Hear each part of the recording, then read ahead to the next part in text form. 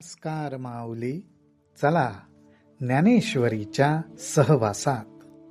ज्ञानेश्वरी अध्याय 9, ओवी 106 ते ओवी 113च्या सहवासात आपण जाऊया. भगवंत,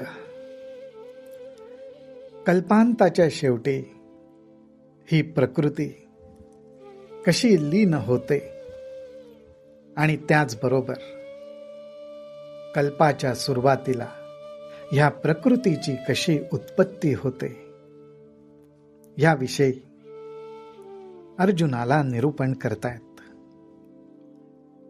आता ह्या सृष्टीची जी उत्पत्ती होते त्याविषयी जरासा सविस्तर खुलासा आपल्याला पुढच्या ओव्यांमधनं दिसतो. हा सगळा खुलासा कशासाठी? तर ह्या आजूबाजूला आपल्याला ह्या प्रकृतीचा अर्थात जीवसृष्टीचा जो अनुभव येतोय, ती जीवसृष्टी आपणास सकट नेमकं काय आहे ह्याचा बोध आपल्या अंतःकरणाला व्हावा. हा बोध अंतःकरणाला होऊन राहिला तर मन शांत स्थिर राहायला मदत होते. साक्षी भावाचा अभ्यास करता येतो. ज्ञानोबा राय भगवंताचा हाच भाव सहजपणे ओव्यांमध्ये टिपतात. ते म्हणतात, तरी हेची प्रकृती किरीटी, मी स्वकिया सहजे अधिष्ठी, तेथ तंतु समवाय पटी, जेवी विणावणी दिसे. अर्थात भगवंत म्हणतात, किरीटी म्हणजे अर्जुना, या प्रकृतीला मी सहजपणे अधिष्ठान प्राप्त करून देतो. अर्थात माझा आधार या प्रकृतीला देतो आणि ते सुद्धा कसं? सहजपणे. जी भगवंताची लीला आहे. मी स्वकिया सहजे, माझ्याकडून सहजपणे ह्या प्रकृतीला भगवंताचं अधिष्ठान देणं कसं? तेथ तंतु समवाय पटी, जेवी विणावणी दिसे. पटी म्हणजे वस्त्र, वस्त्रामध्ये तंतूचा संबंध आणि वस्त्राचा संबंध दृढ आहे. खरं पाहिलं तर वस्त्रामध्ये जी काही विणण्याची कला दिसून येते तो तर सगळा तंतूचाच आविष्कार असतो. अर्थात त्या तंतूच्या आधारेच वस्त्र प्रगट होतं, भगवंताच्या आधारेच सृष्टी प्रगट होते.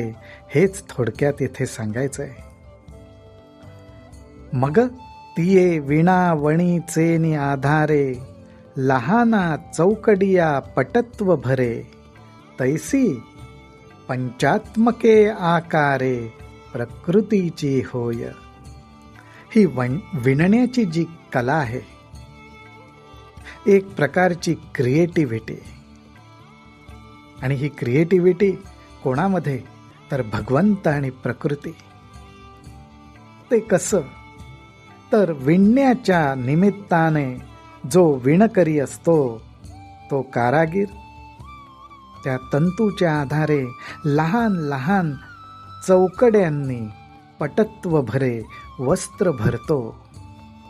त्याच्यामध्ये त्याची कला कुसर ओततो आणि वस्त्र तयार व्हायला लागतं. तैसी पंचात्मके आकारे प्रकृतीची होय. भगवंत म्हणतात, त्याचप्रमाणे पंचभूतांच्या आकाराची, पंचभूतांना एकत्रित आणून ही प्रकृती प्रगट होते. जणू काही तुकड्या तुकड्यांनी विणलेलं वस्त्र. हे कसं घडतं? तर ही दिलेली उपमा अत्यंत सुंदर प्रकारे बोध करून देणारी आहे. माऊली म्हणतात, जैसे विरजणियाचे निसंगे, दुधची आटे जो लागे, तैशी प्रकृती अंगा रिगे, सृष्टीपणाची या. अहो, ज्याप्रमाणे विरजण लावण्याच्या निमित्ताने विरजण लावण्याचं निमित्त झालं आणि विरजणाची संगत त्या दुधाला लाभली की अहो ते दूधच आटायला लागतं. माऊली म्हणतात,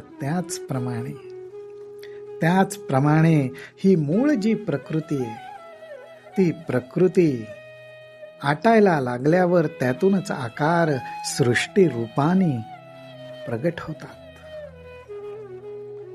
पुढे ज्ञानोबा म्हणतात, त्याचप्रमाणे बीज जळाची जवळीक आहे आणि तेची शाखोपशाखी होये, तैसे मज करणे आहे भूतांचे हे. अहो, ज्याप्रमाणे एखाद्या बीजाला थोडासा पाण्याचा स्पर्श व्हावा, पाण्याची जवळीक त्याला लाभावी आणि मग ते बीजच वेगवेगळ्या आकाराच्या शाखोपशाखा, लहान मोठ्या फांद्या, त्या स्वरूपात ते बीज विस्तार पावतं. त्याचप्रमाणे ही मूळ प्रकृती, त्या प्रकृतीला थोडासा भगवंताचा आधार अधिष्ठान लाभला की ही प्रकृतीच अनेक भूतसृष्टीच्या अंगाने प्रगट होते. आपल्या आजूबाजूला दिसणारं विश्व हे त्या प्रकृतीतून प्रगट झालेलं जीवसृष्टीचं स्वरूप आहे, साकार सगुण रूप आहे.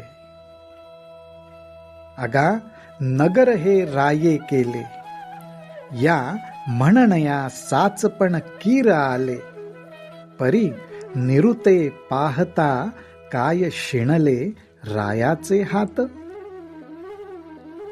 आता प्रकृतीतून पंचभूतांच्या आकाराने प्रगट होणारी जीवसृष्टी, हे सगळं घडत असताना माझी भूमिका काय आहे हे भगवंत सांगतायत.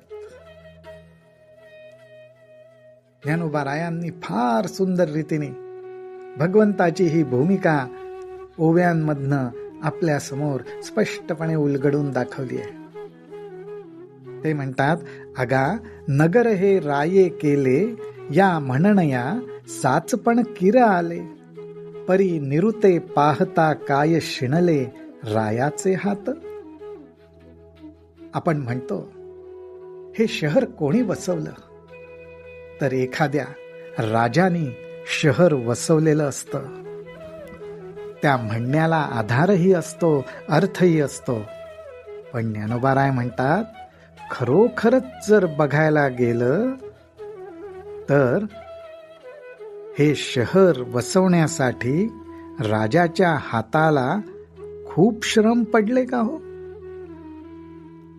हे शहर राजाने वसवलं, पण खरोखरच त्याचे हात, त्याच्या हातांना हे अख्खं शहर वसवण्यासाठी श्रम घ्यावे लागले का?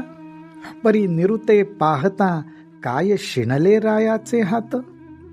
आणि मी प्रकृती अधिष्ठी ते कैसे, जैसा स्वप्नी जो असे, मग तोची प्रवेशे जागृतावस्थे. भगवंत म्हणतात, आता हेच मी तुम्हाला समजावून सांगतोय की या प्रकृतीसाठी मी अधिष्ठान होतो, पण ते अधिष्ठानचं माझं स्वरूप कसं असतं.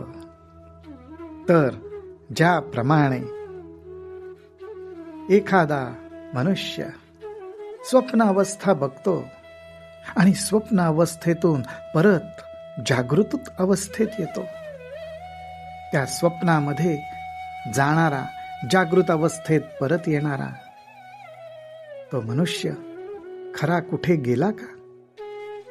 त्याच्यामध्ये काही बदल घडला का? तो जसा असतो तसाच असतो. त्याच्या ठिकाणी फक्त स्वप्न आणि जागृत अवस्था यांनी प्रवेश केलेला दिसतो.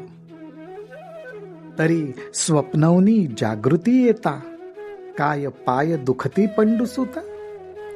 की स्वप्न माझी असता प्रवासू होय. ज्ञानोबारायांनी हे फार सुंदर रीतीने सांगितलंय. त्याच्यातली गंमतही दाखवली आहे. ती म्हणजे अशी की ज्ञानोबाराय म्हणतात की अहो, एखादा मनुष्य स्वप्न अवस्थेत जातो आणि स्वप्न अवस्थेमध्ये बरीच दृश्य, बराच अनुभव घेऊन परत जागृत अवस्थेत येतो. असा स्वप्न अवस्थेतून बरंच काही करून जागृत अवस्थेत येताना त्याचे पाय दुखतात का हो? किंवा स्वप्नात त्यांनी खूप प्रवास केला, वेगवेगळी ठिकाणं पाहिली, तर खरोखरच त्याचा काही प्रवास होतो का हो? असा हा आपला जागृत स्वप्न अवस्थेचा अनुभव, पण त्याच्यातनं प्रगट होणारं ज्ञान ज्ञानोबारायांनी इथं टिपलंय. आणि ह्याच उदाहरणातून भगवंत आपली भूमिका दाखवतायत की मी आहे तसाच आहे. स्वप्न अवस्था, जागृत अवस्था भिन्नत्वाने वाटते, पण ज्याच्या आधाराने घडते तो काहीच करत नाही. तो जसा आहे तसाच आहे. या आघवियाचा अभिप्रावो काही, जे हे भूतसृष्टीचे काही, मज एकही करणे नाही ऐसाची अर्थू. भगवंत म्हणतात, ह्यातून मला एवढंच सांगायचंय, ह्या सांगण्याचा उद्देश आणि अर्थ एवढाच आहे की ह्या जीवसृष्टीची उत्पत्ती होताना दिसते, स्थिती असते, ती लय होतानाही दिसते, परंतु ह्या भूतसृष्टीमध्ये हे जे काही व्यवहार घडतात, जागृत आहे, स्वप्न आहे, लय आहे, परंतु हे जे काही घडतं त्याचा आणि माझा काहीही संबंध नाही. हे मला काही करावंच लागत नाही. थोडक्यात भगवंत म्हणतात, हा सगळा त्या प्रकृतीचा आणि पंचभूतांचा, अर्थात 3 गुणांच्या साह्याने चालणारा खेळ असतो. भगवंत म्हणतात, मला याच्यात काहीच करावं लागत नाही, मी काहीच करत नाही. अर्थात भगवंत त्यांची साक्षीपणाची भूमिका ह्या ठिकाणी प्रकट करतायत. मज एकही करणे नाही ऐसाची अर्थू. रामकृष्ण हरी, रामकृष्ण हरी, रामकृष्ण हरी.